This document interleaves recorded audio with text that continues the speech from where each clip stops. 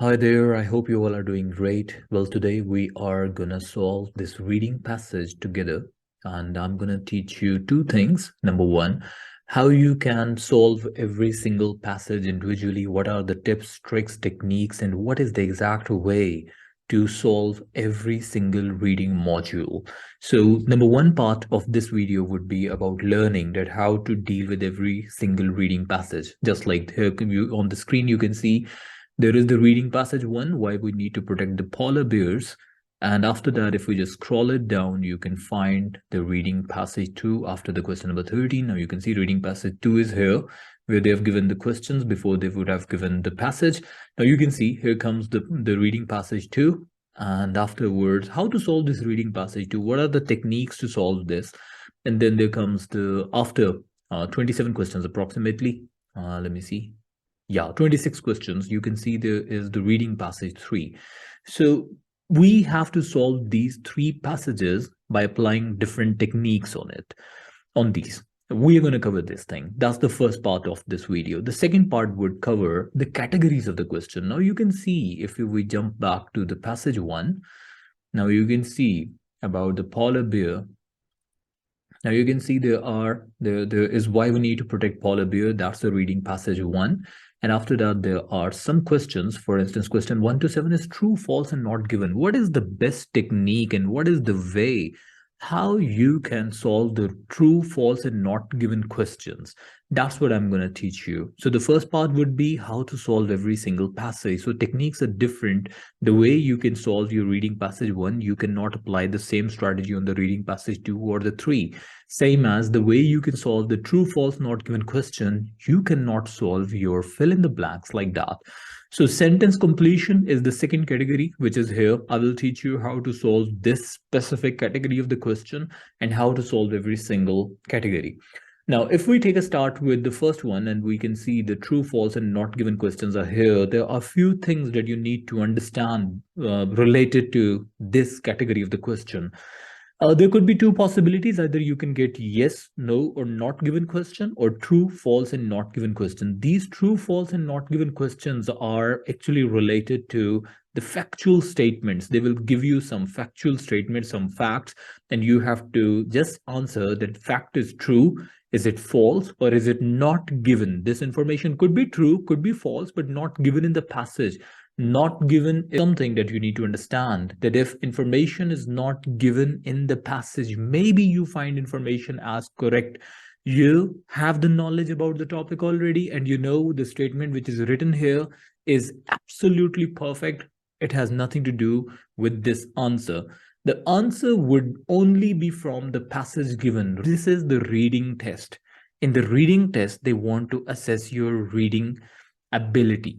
In the reading ability, they want to see that when you read out a passage, do you really understand it? And that is why the question is given. If information which is being asked in the question is not given, or even the meaning which is given in the paragraph is a bit different than what is being asked in the question, the answer would be not given.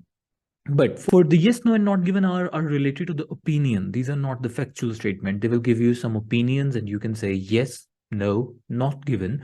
That's the difference. But one very important thing, as you can see, there are the instruction and they have given true, false, and not given if statement agrees with the information, if statement contradicts the information, and if there is no information on this.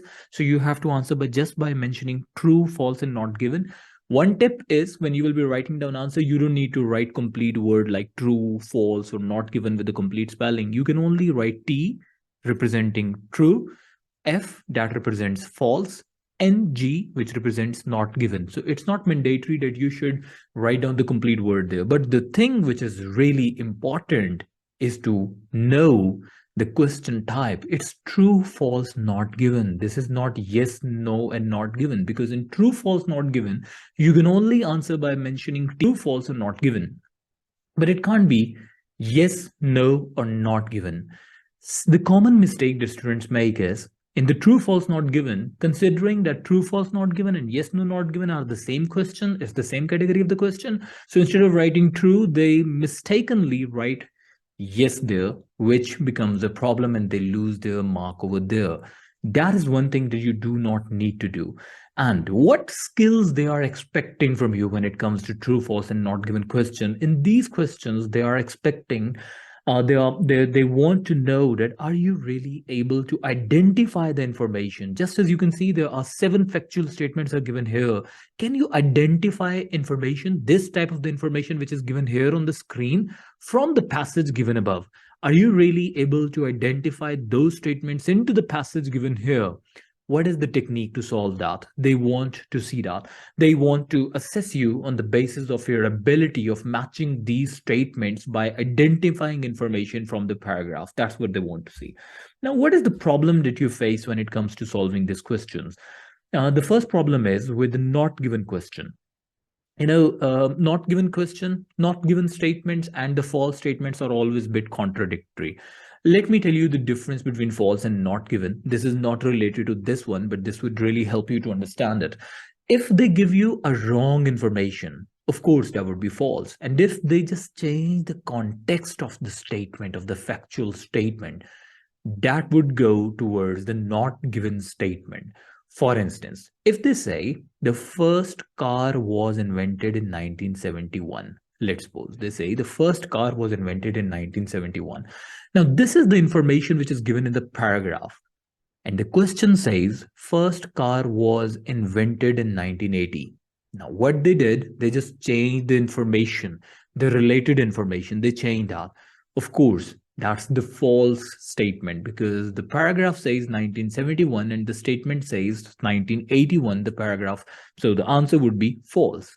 But if they say the first car was invented in 1971, and the question says the first computer was invented in 1971. Now, the thing is, you might know that first computer was actually invented in 1971, and that should be a true statement, but that can't be true.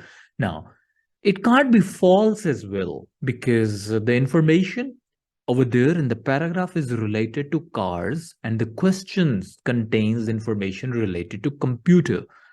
This is the information which is not given in the paragraph. Now, the point that you need to remember, if they change the main context of the statement, of the information, that would be not given. But if they keep the same information, but they change the related information to the main subject, that would be the false statement. That's the easiest way to remember. If they change the subject, that's not given. If the subject remains the same and related information, or you can say the supporting information is changed now in the factual statement, that would be false. But the most confusing thing here is about finding out the answer is false or not given. And when it comes to the not given thing, sometimes you are not even able to find out any relatable information in the paragraph. That's where students waste a lot of time over there. And when they waste a lot of time here to find out the not given statement, the difficult or the problem they occur is that they have very less remaining time to solve the other questions, and that's how they make other questions difficult as well. And one more thing, remember, in the not given statement, just as I give you the statement, which is in the paragraph, it was written the first car was invented, and the question says the first computer was invented. Remember, this is very easy to understand. My example is really easy to understand. But when you are solving the real-time problem, a real-time question in the reading passage, this thing would be totally different. Sometimes it happens, words are similar, but those words are creating a different meaning. If words are creating different meanings, remember, you are not here to match the words. You are solving this category of the question to match the meaning. Meaning should match, not the words. Matching words, finding the same word in the paragraph, can't say that the statement is true or false or not given, but the meaning which these statements are creating, are these true, relatable to the reading? Are these false or not given? This is key information. Now, let me give you some tips that how you can solve this true, false, and not given question. My first tip would be always understand the question. Now you can see there are 7 statements only, and the paragraph given above is only related to these 7 statements. You just have to look for the answers of those 7 statements. It means reading out this whole paragraph and understanding it as a whole would be the waste of time, because the purpose is only that you should be able to understand the question number one. What's the statement here? Identify, analyze the statement, understand the meaning of the question number one, same as question number two, question number three, four, five, six, seven. Then look for the similar information in the paragraph. Now, skimming and scanning would work. Skimming and scanning only works to locate the similar information in the paragraph, but not to answer the question. Remember, what I'm saying, it has two parts. Number one, you do the skimming and scanning to identify the similar information in the paragraph, that for the question number one, this type of the information is given in the paragraph one or paragraph two, but it has nothing to do when it comes to answering the question, because once you locate the information, you will locate the information with skimming and scanning. After that, you have to understand the statement. Once you understand the statement, once you understand the specific part of the paragraph, only then you would be able to find out the exact answer for the question. Now, when it comes to answering question, remember one easy thing that you should always remember, just as I was saying, the second part would be to give you the tips and tricks to solve the true, false, not given, and all other categories of the question. For the true, false, and not given, remember, all answers always come in order. An answer come in order means if you will find the answer for the question number one in the paragraph number one, there is no probability, and let's suppose the question number two is there in the paragraph number two, so there is no probability that the question number three answer could be, for the question number three, the answer could be hidden in the paragraph number one, because the answer for question number two was there in the paragraph number two. Answer for question number three could be in paragraph 3, 4, 5, 2, but not in the first one. So it means you just simply have to move on when it comes to solving the true, false, and not given question. I will teach you that when it comes to the other categories of the question, in which category do we find out that the answers are not in the sequence? Answers do not come in the sequence. And one last thing related to the tips from solving this true, false, and not given question is that remember, when you understand the question and then you go to the paragraph, find out the exact similar information over there, you locate the information, and then you're trying to understand the meaning. Thing that you need to remember is always focus on the qualifying words. Qualifying words, what are those? Qualifying words are the always, never, often, sometime. These are the words which are changing the meaning, or even however. Contradictory word, these are changing the meaning. Be very much conscious about those when you are gonna answer for true, false, and not given. Maybe you find the answer is false, but just because they use the contradictory word, they use a qualifying word there, the answer could go to not given. Now let's solve the reading passage one. Let's solve it together. And the first thing, just as I said, it's important for this category of the question that you should read out the question and you should understand, analyze, identify the information given in the question first. Then we'll move on to the passage. Now let's take a start with this one. Now in the question number 1 to 7, you can see, do the following statements agree with the information given in the reading passage 1? In the boxes question 1 to 7 on your answer sheet, write true, false, and not given if the statement agrees with the information, if the statement contradicts the information, if there is no information on this. Question number 1. Polar bears suffered from various health problems. Now, when you are solving this category of the question, understand you have to underline the keywords. The keywords could be suffer from various health problems due to buildup of fat under their skin. Fat under their skin. Health problems, fat under their skin. This is the question. We have to find out a similar information in the paragraph. Number 2, the study done by Liu and his colleagues compared different group of polar bears. Now, study done by Liu, this is the easiest thing. If they give you the name, just like Liu is here, once you will go to the paragraph, just as if we just go to the paragraph, now you can see the why we need to protect the polar bear. The second paragraph starts with a 2014 study by Shi Peng Liu. It's the same.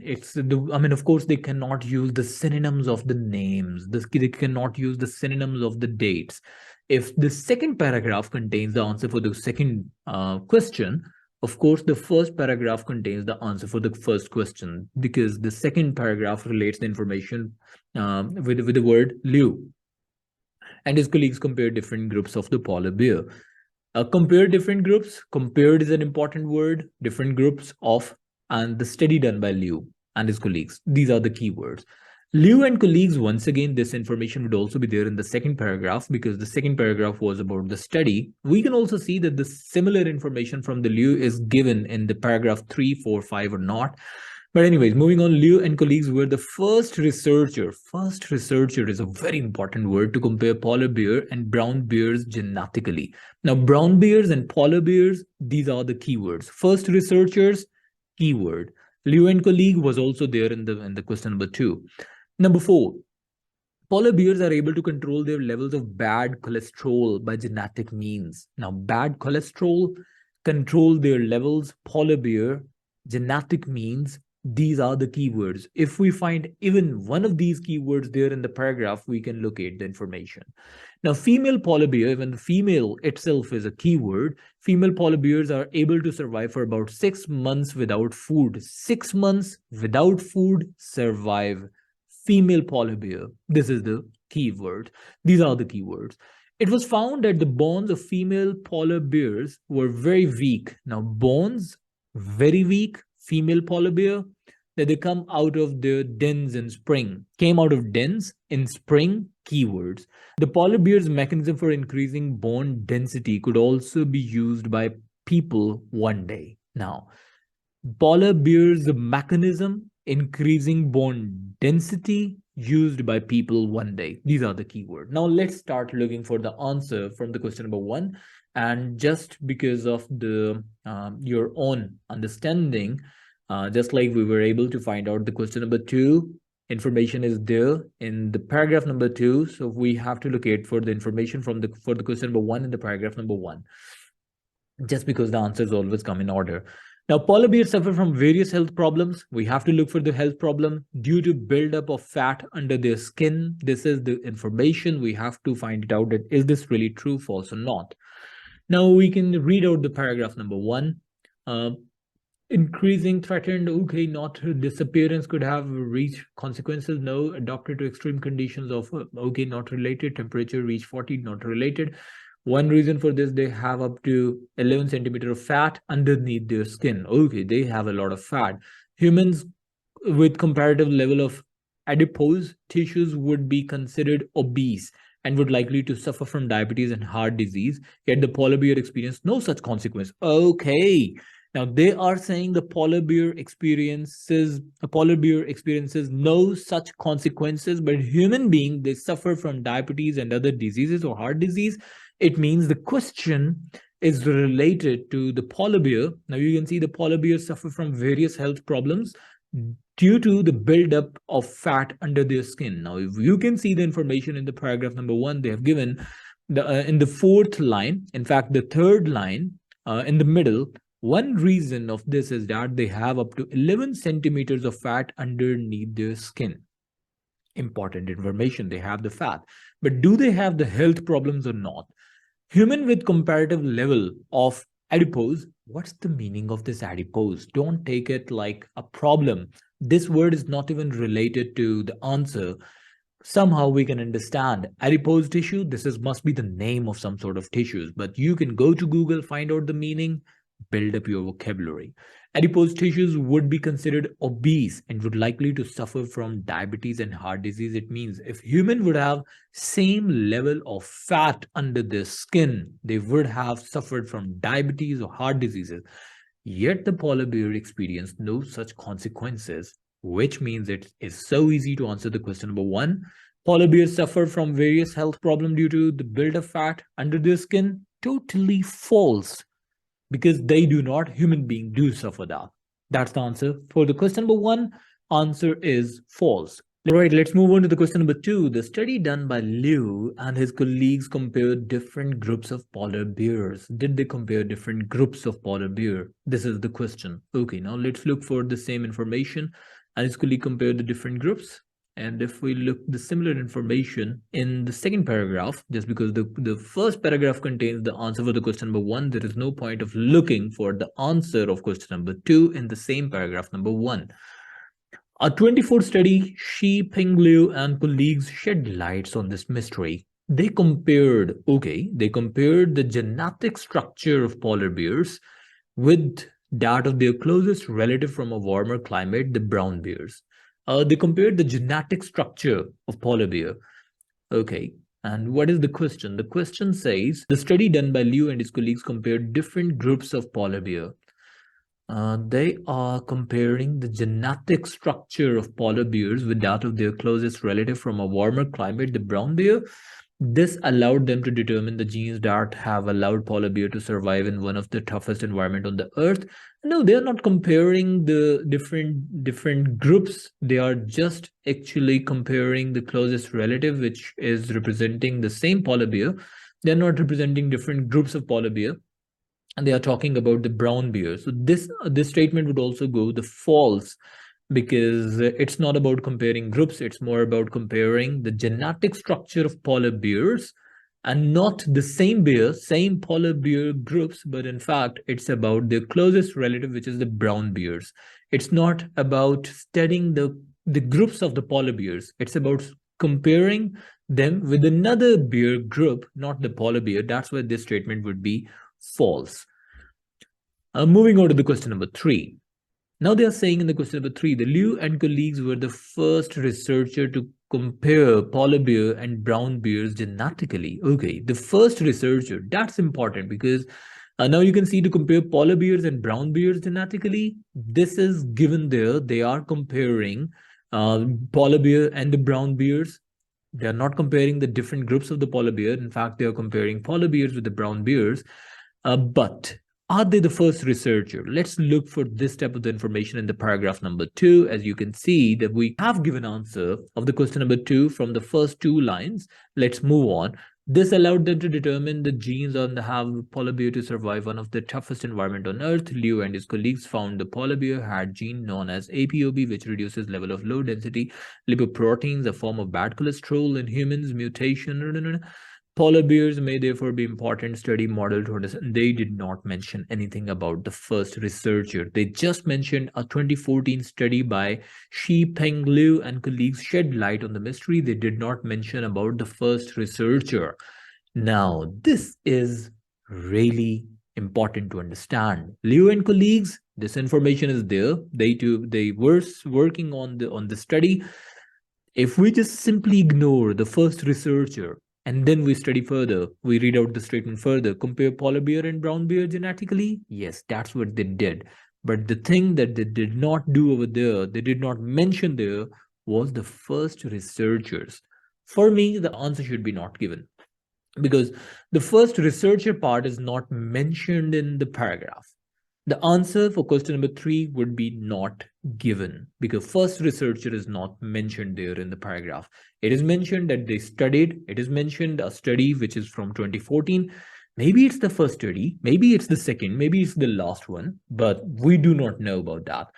And maybe we know it because of our own knowledge, but this information is not given in the paragraph. That's why we can't say that this information is true, false, or not, or true or false, because this information is actually not given in the paragraph. All right, moving on toward the question number 4. Polar bears are able to control their levels of bad cholesterol by genetic mean. They are able to control their levels of bad cholesterol by genetic mean.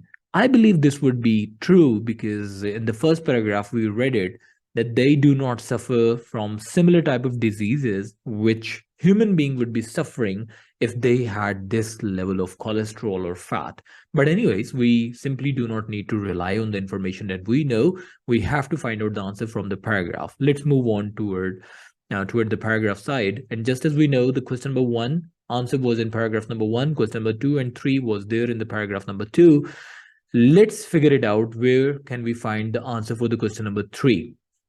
And now 4. Question number 4. I can see once again the fourth last line is the bad cholesterol. The exact word, the exact keyword is used in the second paragraph. It means question number 2, 3, and 4.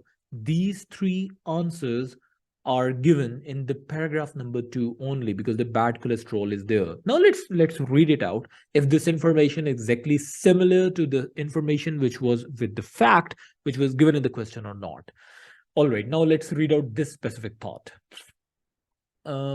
Which reduces levels of low density lipoproteins, a form of bad cholesterol. In humans, mutation of these genes are associated with increased risk of heart disease.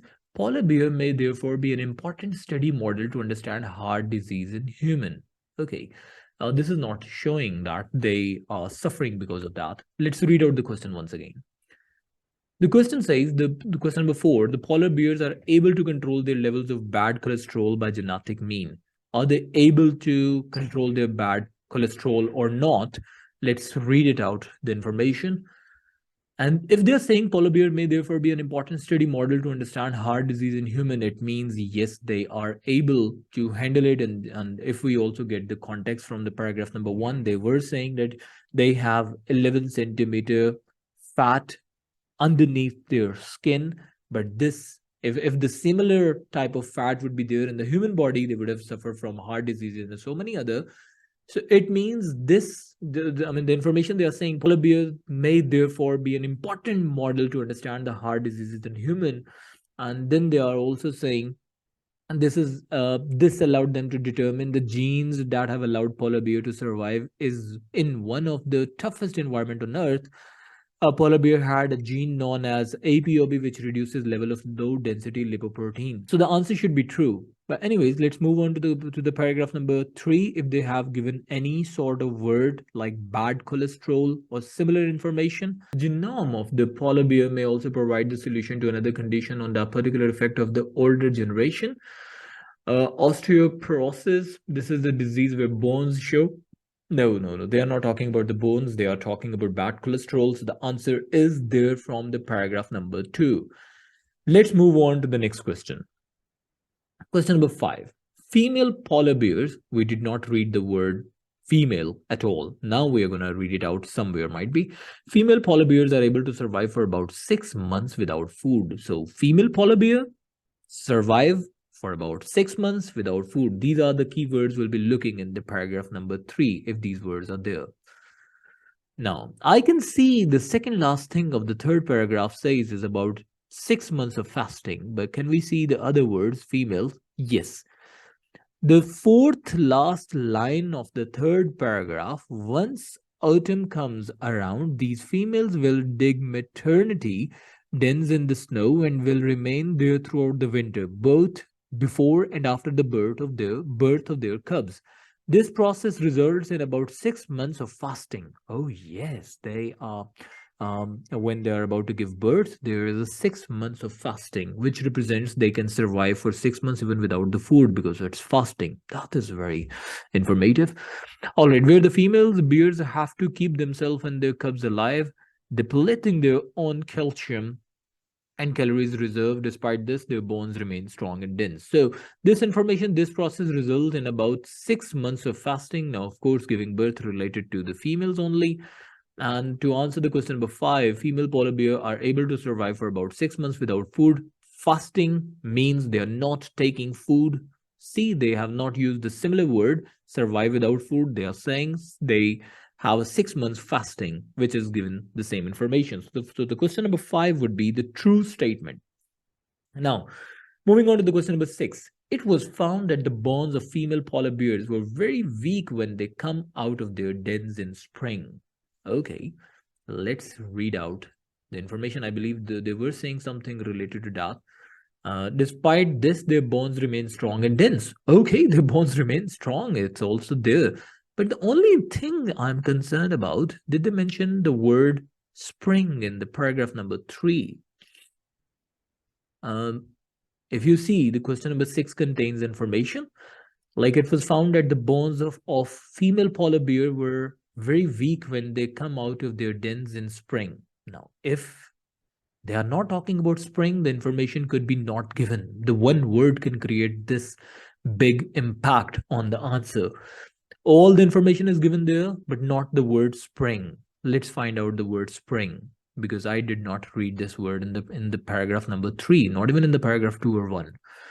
Okay, let me go through this. Let me just scan the information from the paragraph. You can also do this with me if you find out the word spring in the paragraph number 3. The genome of the polar bear may also provide the solution. Okay, spring word or any word related to that is not given.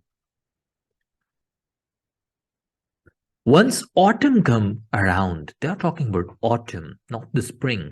These female will dig maternity dens in the snow and will remain there for 6 months. The winter, throughout the winter, winter is there, autumn is there, not the spring. Maybe the information go towards not given. But both, okay, the process 6 months after fasting, where the female bear have to, okay, depleting their own calcium. All right, bones remain strong and dense. Let's move on toward the paragraph number 4. Psychologist Alenda Lennox and whatever other name Alan Gottschalk found the paradox, and they discovered that the pregnant bears were able to increase the density. However, brown bears do not have the capacity and must therefore resort to major bone reformation in the following spring. Oh. Now spring is here. Hibernating brown bears do not have the capacity and must therefore resort to major bone reformation in the following spring. If the mechanism of bone remodeling in polar bear can be understood, many okay. This is important. In addition, the 6 months later, when they finally emerged from den with their cubs, there was no evidence of significant loss of the bone density. Hibernating brown bears do not have this capacity and must therefore resort to major bone reformation in the following spring. Okay. Now, this is not the case with the brown bears, but the spring word is there. But for the polar bear, okay, let's read out the statement once again. It was found that the bones of the female polar bear were very weak when they come out of their dens in spring.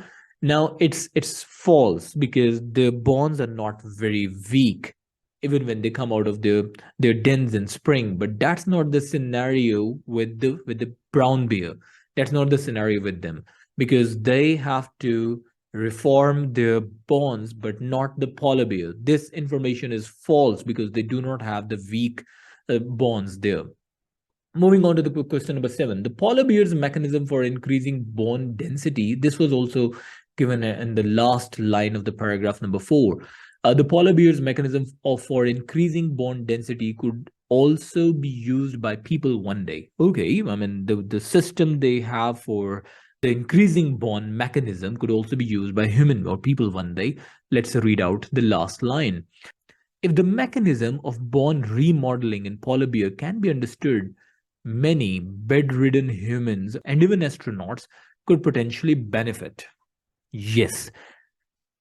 If the mechanism of bone remodeling in polar bear can be understood, many bedridden humans and even astronauts could potentially benefit. Yes, they could. If we understand the mechanism of bone remodeling from the polar bear, human being, bedridden human being, and even astronauts could potentially benefit. I believe this statement is true. The polar bear's mechanism for increasing bone density could also be used by people one day. Yes, we can use that if we just simply understand the mechanism of the polar bear's bone remodeling. Okay, so here comes the answer for the question number 7. The answer is true.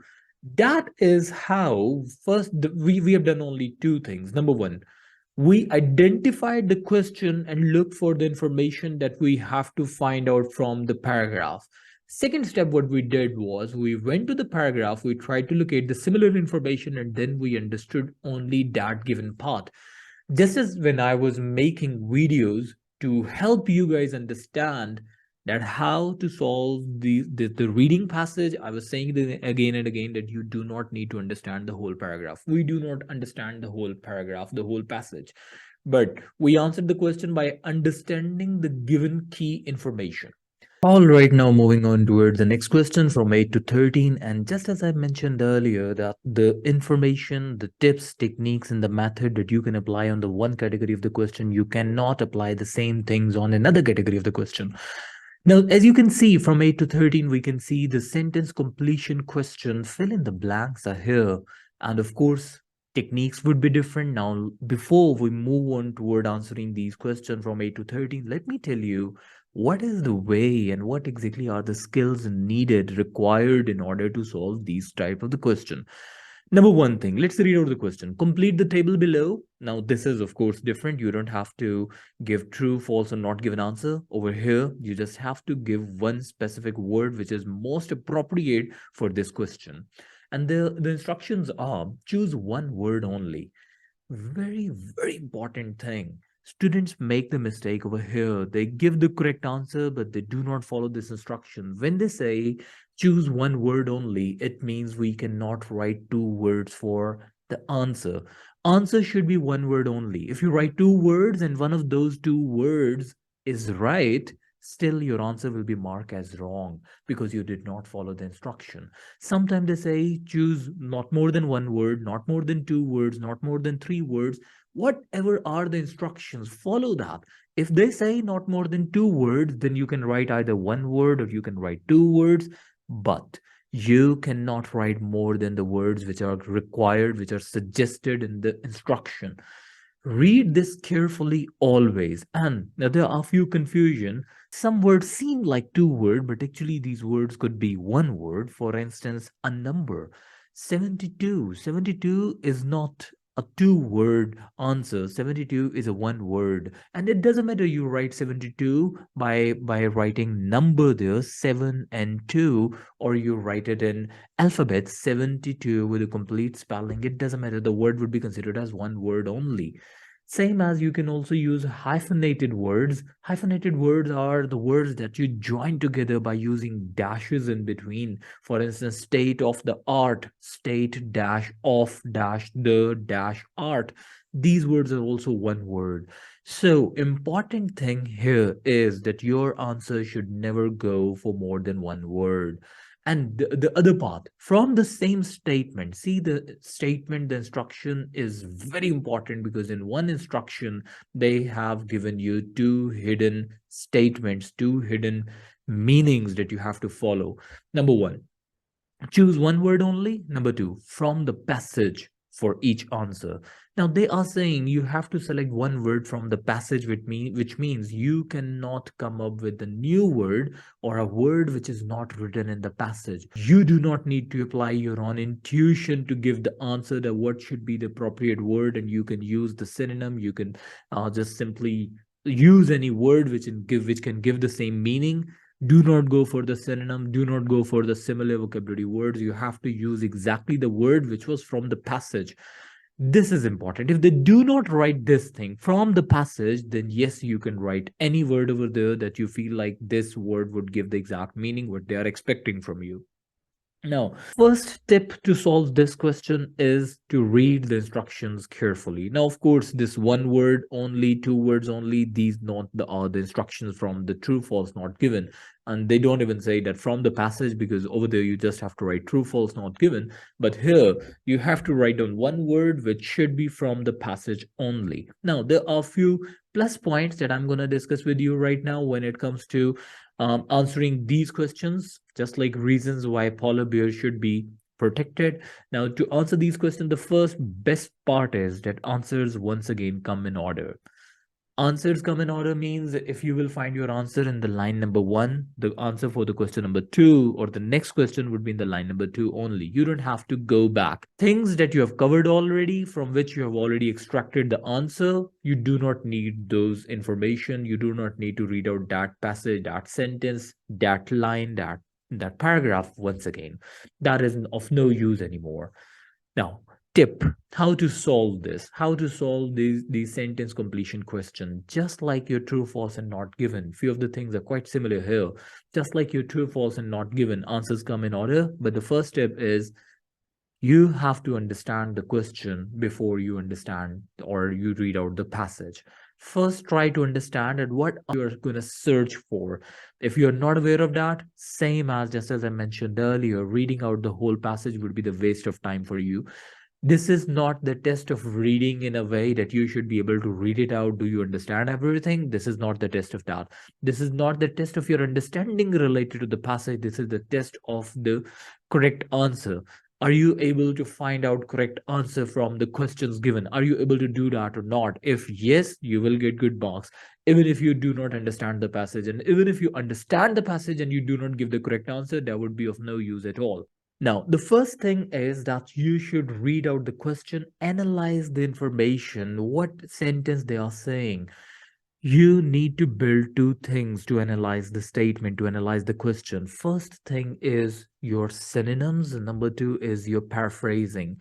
What is the meaning of the paraphrasing? This is not like your writing task. Paraphrasing means you have to create your own meaning in your mind. It's not like you are writing it down. You have to write down the same similar meaning of the sentence. You have to restructure the sentence and you have to write it down anywhere. The meaning, give your own meaning to the question. Just like in the question number 8, people think of bears as unintelligent and something. Now, what is that? Unintelligent and? They are saying and, it means they are going to talk about something negative. Just as unintelligent is negative, I believe the other word should also be negative, would also be negative. Now, paraphrase it in your own mind. Give your own meaning. That might be the bears are dumb. Give your own meaning, and then you would be able to understand it from the passage. Number one. Number two, it's not important that they would have used the same unintelligent and the other vocabulary word. Now, other vocabulary word would be exactly the same from the passage, but the unintelligent or people think it's not mandatory they should use the same vocabulary word in the passage. They can come up with the different vocabulary words. Now let me tell you one thing which will help you to understand that why paraphrasing and synonym is important. That people who set the test, people who draft these tests, because the passages are from articles or from could be from any source, but the people who create questions out of the passages given, they always follow on paraphrasing and the synonyms. Once they use a word, or if there is any word which is given in the paragraph in the passage, they will not be using the same words into the question.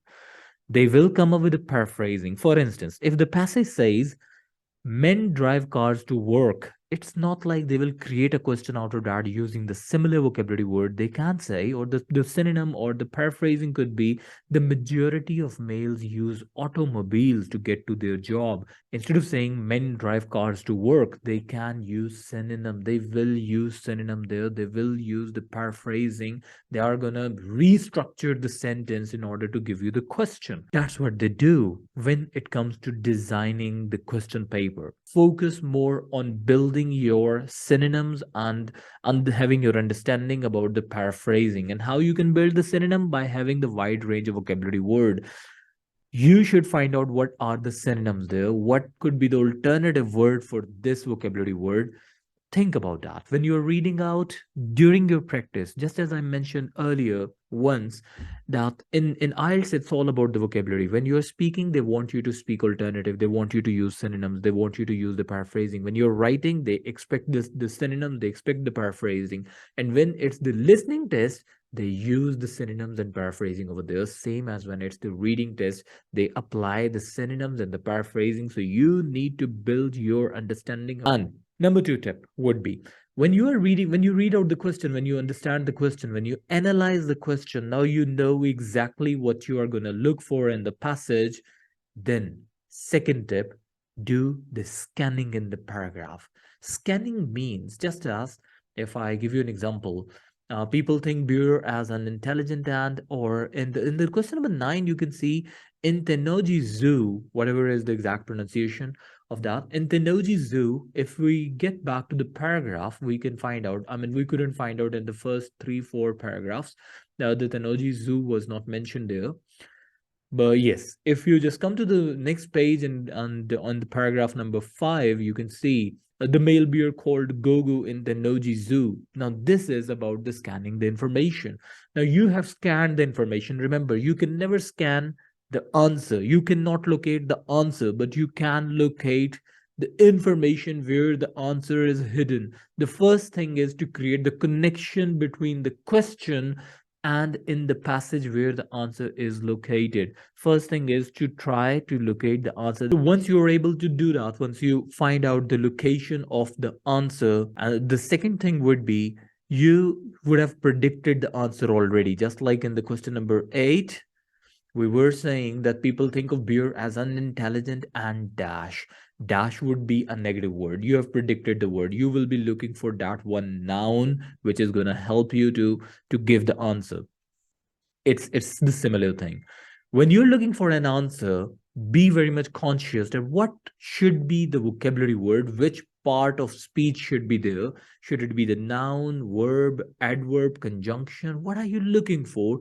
Be very conscious about that and try to look for the similar word in the passage, because this is the test of scanning for specific information. There are few categories of the question where they are assessing your skill of understanding the general perspective of a paragraph, but this is not that. In this question, in this category, they are expecting that you should be able to understand the specific information, find out one exact word for the statement. Before we move on, just two more things that I would like to mention here when it comes to answering the question. Then we are going to solve this category of the question in a practical way. Now, when you are transferring your answer, remember your one word can make a grammatical mistake. Be very sure that the word that you have selected for the answer is not grammatically wrong, will not make the sentence as grammatically wrong. It should be accurate, perfect. It should be the exact part of speech that you are looking for. Last but not the least is that when you are transferring your answer, now just because you have to select one appropriate word from the passage and you will be copy pasting it for your answer, in the copy pasting process, do not make the spelling mistake.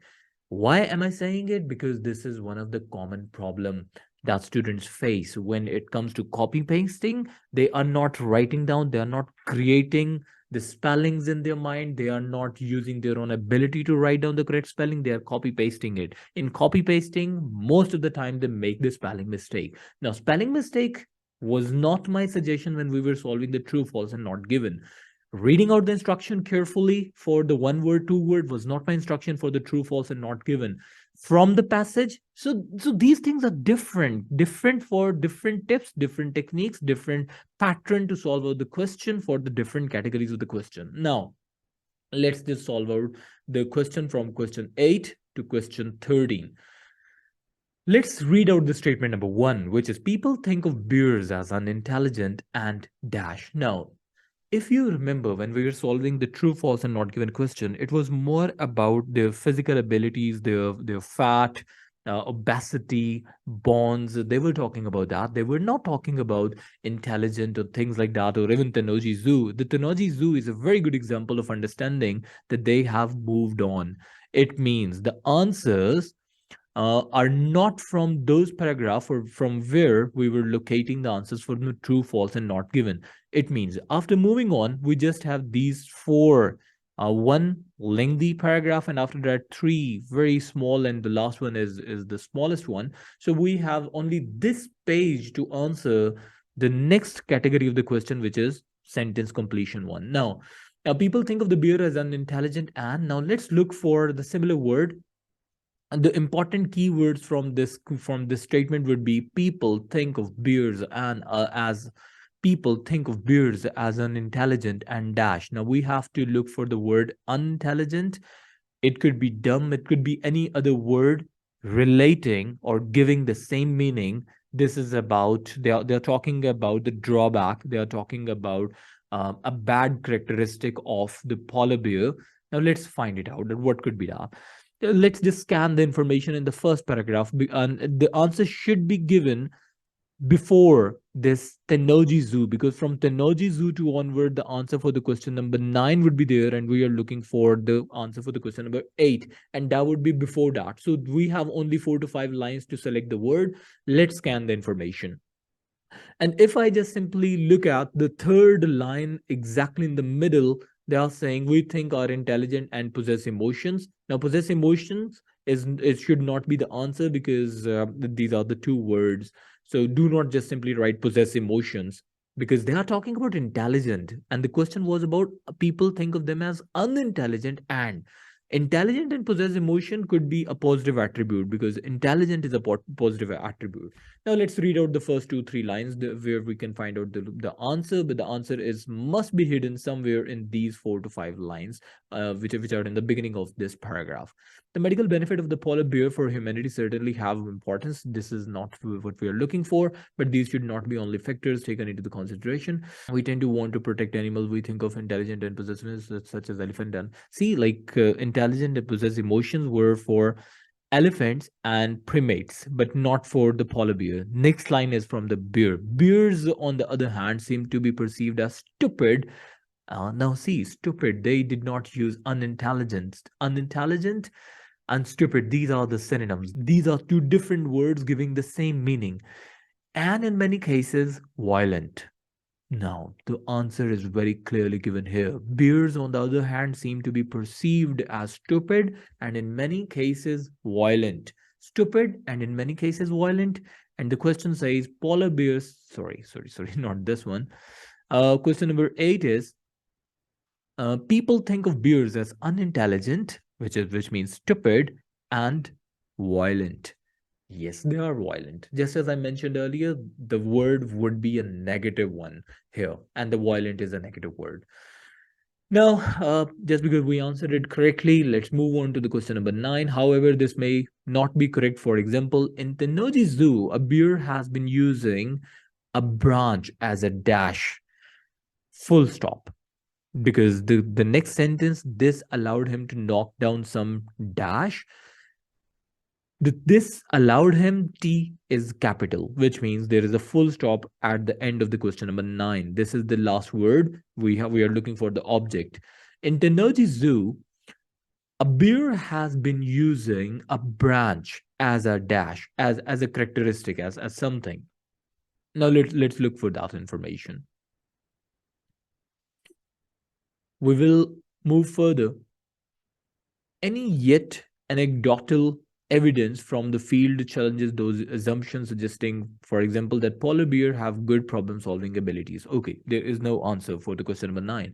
A male bear called Gogo in Tennoji Zoo has even been observed making use of a tool to manipulate his environment. Okay, okay. The bear used a tree branch.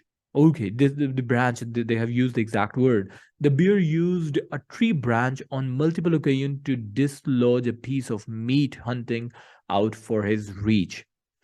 The answer should be, let's read out the question first, and after that we'll find out that which one is the appropriate word for this one. A bear has been seen using a branch as a dash.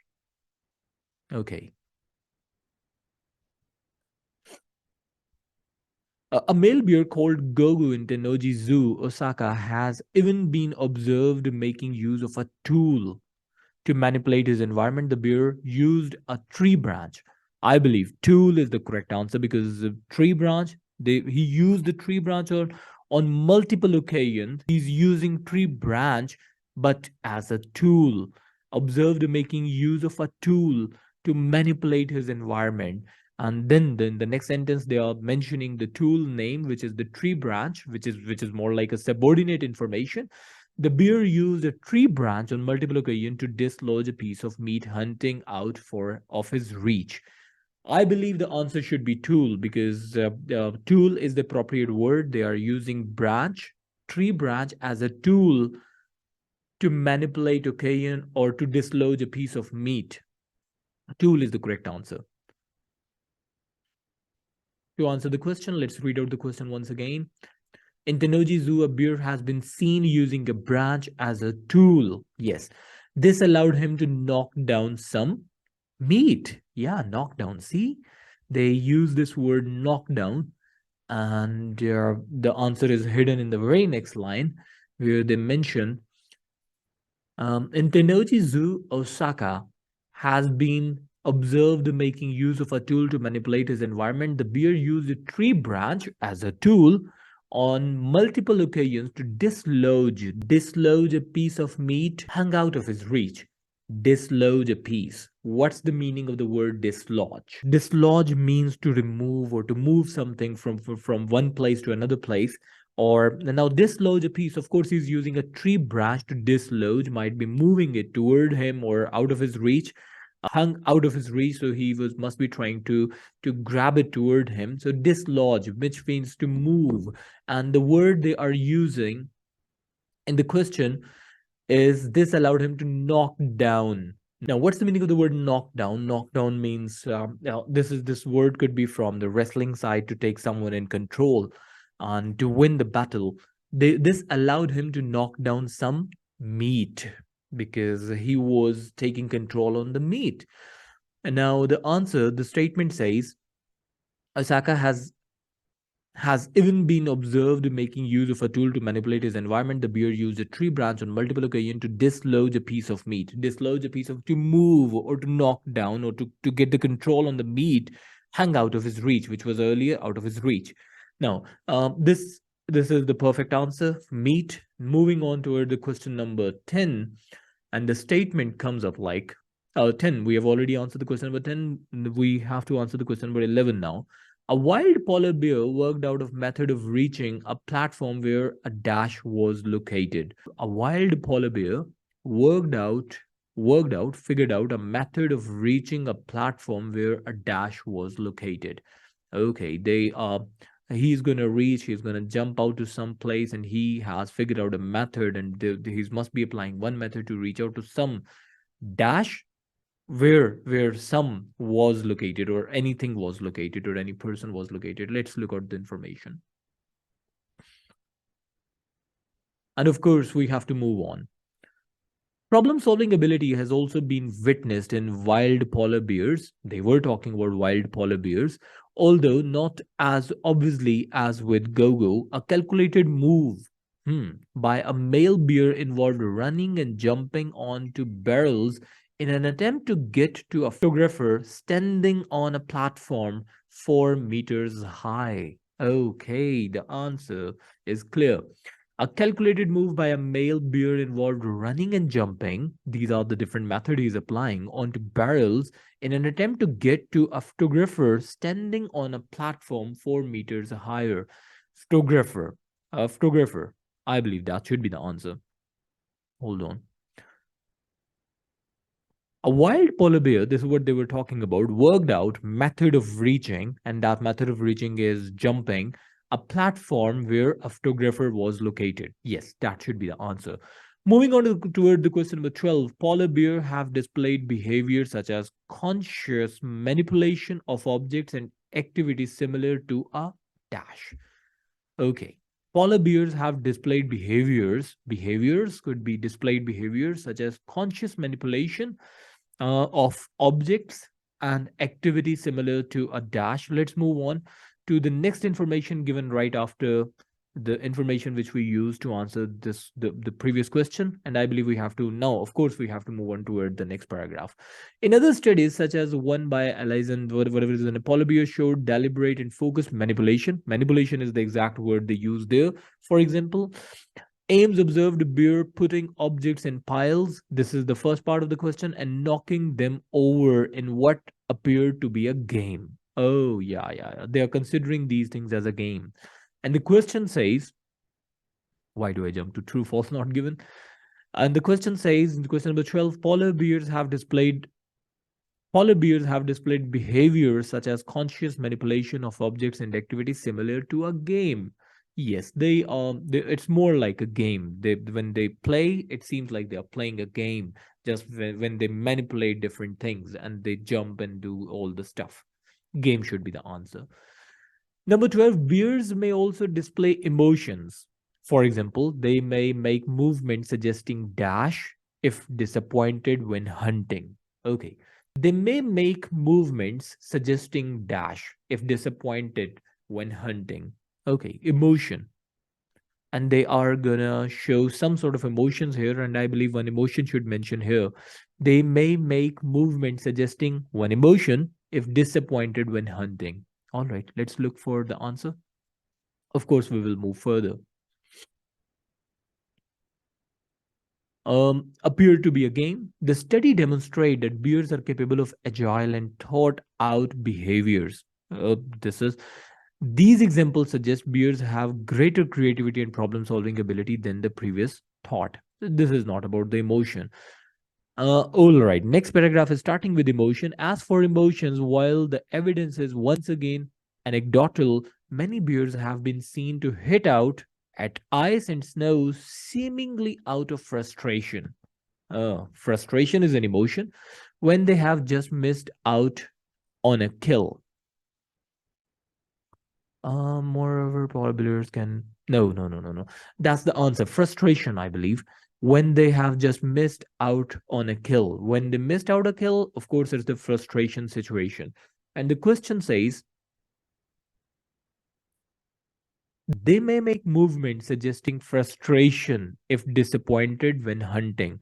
And hunting, for the hunting, the alternative they used there was when they have just missed out on a kill. This is like have been seen to hit out at ice and snow. Many bears have been seen to hit out at ice and snow. This is related to the question. They did not mention the same thing, but they make movements. Movements. What sort of the movements are there? This is what they have mentioned. Many bears have been seen to hit out at ice and snow. Hit out is the movement. Seeming out of frustration. That seems like frustration. And moving, suggesting frustration if disappointed when hunting. Yes, frustration should be the appropriate word for this question. I hope you find this helpful for you and you're going to apply the same strategies, whatever we are applying today. And let's move on toward the reading passage 2.